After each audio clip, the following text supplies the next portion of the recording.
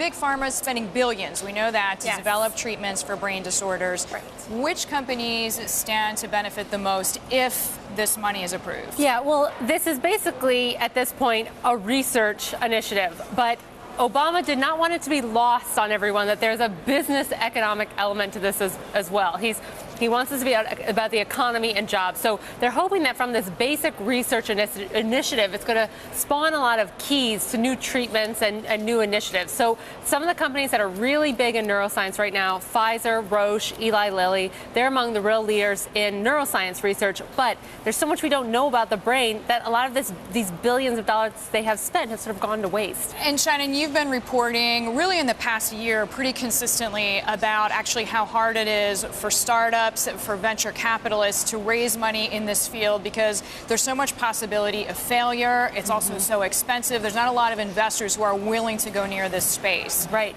Would this money change that? The hope is that yes. The hope is that, one, there might be some grants that could go to private companies to help them. For example, Obama pointed out that Google got some of their early research funding from the National Science Foundation. So that's one area. But another area, if we can learn more about the brain, if we can find better ways to sort of decode what's going on in the brain, it's going to become a lot easier to develop drugs. And researchers are going to want to invest in that more. Venture capitalists are going to want to put more money in that.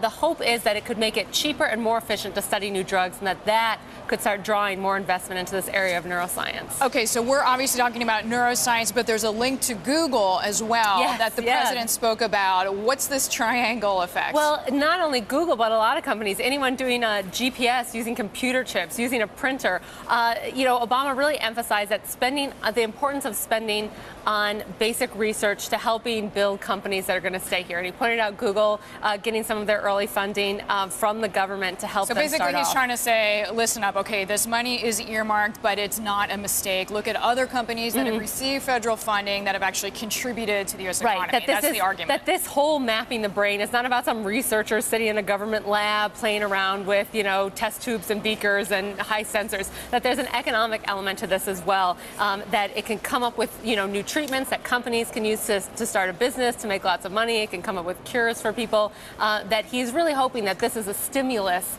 as well as, some great science we're going to be able to do. Okay, so here's the $100 million question. How likely is it that that amount of money is accepted by Congress? How likely is it that this passes? Yes. So here's the big caveat. This is in Obama's proposed budget for 2014. That has to go to Congress, of course. Now, everybody in Congress, one of the things they can agree on is science, medicine, great research. But when we're squeezing $5 million here and $2 million there, $100 million isn't big money, obviously, in the federal government. But when everyone's looking for little projects to cut, no one really knows if this is going to get through Congress, which it has to, or else all of this we're talking about, is going to be a moot point. Exactly.